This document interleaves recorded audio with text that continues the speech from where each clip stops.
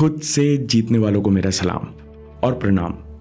गौतम बुद्ध कहते हैं कि मन को कभी चैन नहीं मिलता, ये इधर उधर बहुत तेजी से भटकता है, लेकिन भटकता हुआ मन बहुत कमजोर और दुखी हो जाता है। इसलिए मन को नियंत्रित करना उत्तम कार्य है, क्योंकि नियंत्रित मन ही आनंद का कारण बनता है। आज की कहानी में हम सीखेंगे 5 स्टेप्स जिनसे आप मन को कंट्रोल कर सकते हो। शांत मन की तलाश में एक दिन एक नौजवान लड़का आया और संत के कमरे के दरवाजे के बाहर खड़ा हो गया। उसके चेहरे पर थकान थी, आंखों में उलझन थी।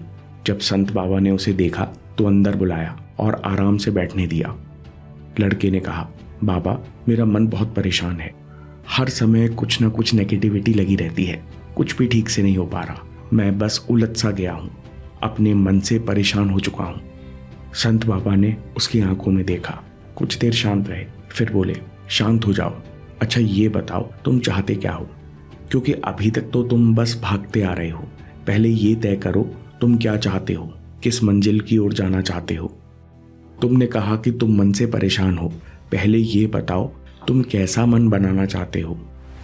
पहली बार मन पर सवाल। लड़का स्तब्ध हो गया। लड़के ने आश्चर्य से पूछा, बाबा, आज तक किसी ने मुझसे ऐसा सवाल नहीं किया।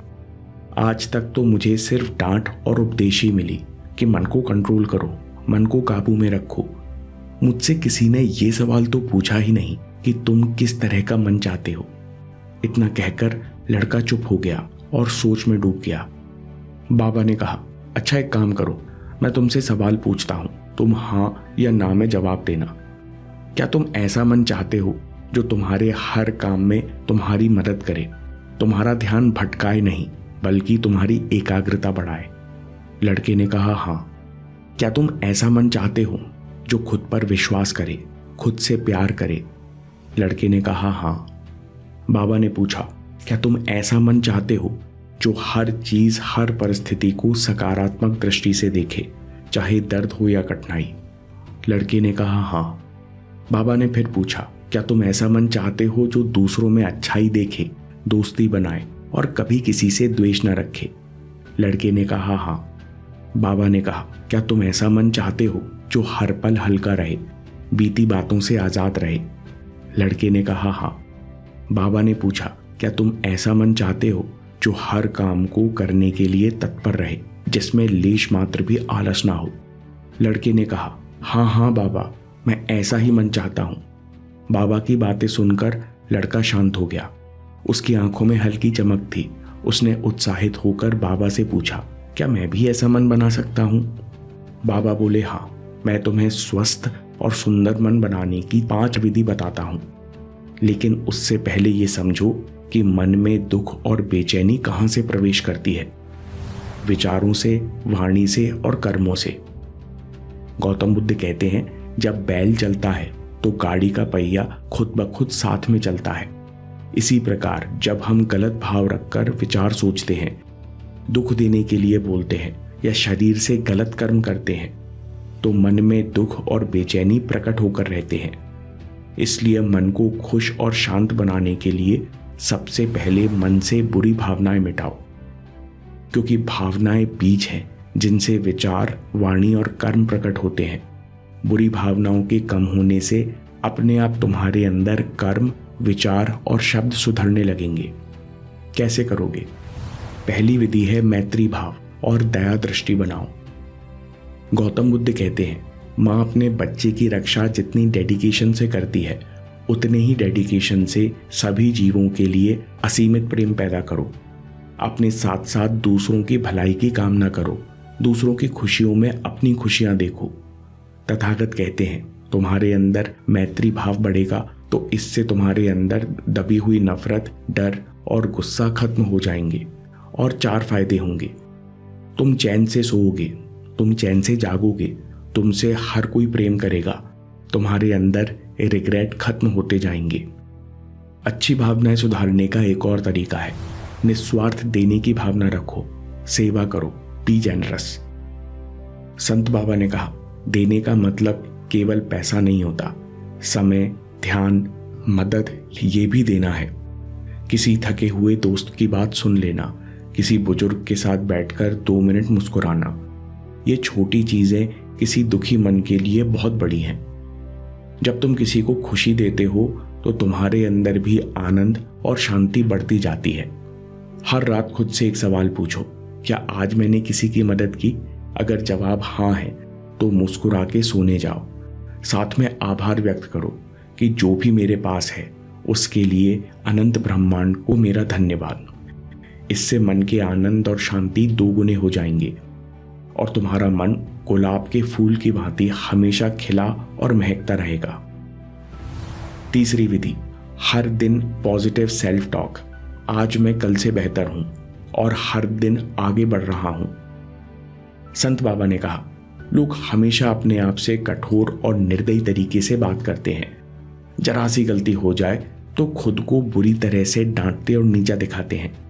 खुद की तुलना दूसरे से करते हैं और देखते ही देखते उनका मन हीन भावना से भर जाता है और ये नकारात्मक मन दुख लाता है। गौतम बुद्ध कहते हैं, सारी चीजें मन से ही प्रकट होती हैं, इसलिए मन को पॉजिटिव रखना बहुत जरूरी है। बाबा ने कहा, याद रखो, तुम चाहे शब्द जोर से कहो या चुपचाप मन में, ये शब्द, ये भावनाएं तुम्हारे मन को आकार देती हैं। लड़के ने पूछा, लेकिन ये तो बहुत मुश्किल काम है, गलती करने पर खुद से बहुत चिढ़ होती है। बाबा ने कहा, इसके लिए 2 काम करो, दोष नहीं दिशा दो। हर बार गलती होने पर खुद से पूछो, अगर यही गलती मेरे दोस्त ने की होती तो क्या मैं उसे ऐसे ही बोलता? नहीं ना। तो जब अगली बार गलती करो तो खुद को सिखाओ, ठीक है, मुझसे इस बार चूक हुई है, लेकिन मैं इससे क्या सीख सकता हूं? फिर उसी सीख को थामे रहो। दूसरी बात, खुद की तारीफ करो। हर दिन एक बार आईने में देखो और खुद की किसी एक अच्छी बात पर तारीफ करो। खुद से कहो, मैं ठीक कर रहा हूं, मैं खुश हूं। यही तुम्हारे आत्मविश्वास की नींव बनेगा। चौथी विधि, उद्देश्य पहचानो, लक्ष्य बनाओ और जान झोंक दो। गौतम बुद्ध कहते हैं कि जीवन का पहला उद्देश्य है कि इंसान अपना उद्देश्य पता करे और फिर उसमें जी जान से जुट जाए। संत बाबा ने कहा, बिना किसी उद्देश्य के कमजोर मन टालमटोल करता है, आलस्य, बेवजह की चिंता और गलत आदतों में फंस जाता है। लड़के ने कहा, लेकिन मुझे तो जीवन का कोई बड़ा उद्देश्य नहीं दिखता, मेरा कुछ करने का मन नहीं करता, मैं क्या करूं? संत बाबा ने कहा, बड़ा उद्देश्य खोजने मत जाओ। जो भी अभी जीवन की सबसे बड़ी जिम्मेदारी है उसे निभाओ। अपने भीतर झांको, खुद से पूछो, अभी मेरे लिए सबसे जरूरी क्या है? अगर स्टूडेंट हो तो पहले अपनी पढ़ाई ठीक से करो। अगर नौकरी करते हो तो पहले कम समय में मन लगाकर अच्छी तरह काम करो। यही तुम्हारी जिम्मेदारी है और यही उद्देश्य है। स्पष्ट उद्देश्य से काम में एकाग्रता बढ़ती है, मन खुद ब खुद शांत होता है और जीवन में नए रास्ते खुलते हैं। अगली बात, एनर्जी का सही उपयोग करो, ऊर्जा को दिशा दो।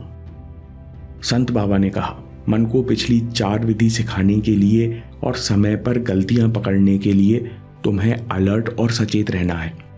मन को हर समय अलर्ट रखने के लिए काफी एनर्जी चाहिए और अच्छी बात यह है कि सबके अंदर पहले से असीमित ऊर्जा है, बस इस ऊर्जा को सही उपयोग करने की जरूरत है। कैसे करोगे? शारीरिक ऊर्जा को दिशा देने से शुरुआत करो। समय पर सो और उठो, समय पर भोजन करो, व्यायाम करो, शरीर में स्फूर्ति लाओ। तरोताजा महसूस करोगे तो मन अपने आप अच्छे काम में लगता है। इसके साथ सोच समझकर अपनी मानसिक ऊर्जा खर्च करो। सोच समझकर बोलो, नहीं तो मौन रहो। लोग ज्यादातर बोलकर अपनी एनर्जी वेस्ट करते हैं और जब कोई आलस या कमजोर विचार आए तो खुद से पूछो, क्या ये विचार काम का है? नहीं तो त्याग दो। ऐसा करने से मानसिक आलस कम होता है और तुम सहजता से जीवन में आगे बढ़ते हो। समरी में मन के अंदर 5 अच्छी क्वालिटीज जगाने के लिए सबसे पहले मन से बुरी भावनाएं मिटाओ और 5 बातें याद रखो। सबके लिए मैत्री भाव बनाओ और अपने साथ साथ दूसरों की भलाई की कामना करो। दूसरी बात, निस्वार्थ सेवा करो। तीसरी, शब्द भावनाएं मन को आकार देते हैं, इसलिए पॉजिटिव सेल्फ टॉक करो। चौथी बात, लक्ष्य बनाओ और जान झोंक दो। खुद से पूछो, मेरी जिम्मेदारी क्या है? अभी मेरे कौन से कर्तव्य हैं जो मुझे पूरे करने चाहिए। 5वीं बात, एनर्जी का सही उपयोग करो, ऊर्जा को दिशा दो, शरीर को चुस्त और तंदुरुस्त रखो, साथ ही मन में गलत विचार मत पलने दो। जब तुम इस तरह से हर दिन अभ्यास करोगे तो मन की बुराई अपने आप साफ होती जाएगी। इसके साथ साथ मन को कंट्रोल करना अपने आप बहुत आसान हो जाएगा। दोस्तों, हमारी ऊर्जा को हर दिन 3 चोर चुरा रहे हैं। इस कहानी के माध्यम से समझो कि आप डिस्ट्रैक्शन को कैसे मिटा सकते हैं, कैसे लालसाओं, वासनाओं और डिस्ट्रैक्शन को जीता जा सकता है, कैसे आप डिसिप्लिन जीवन जी सकते हैं। इस पर अभी वीडियो देखिए या बात के लिए सेव कर लीजिए, क्योंकि आपके समय से कोई वीडियो, कोई ऐप, कोई न्यूज़ कीमती नहीं है। मैं काम के किस्से लाता रहूँगा। हम जीतेंगे।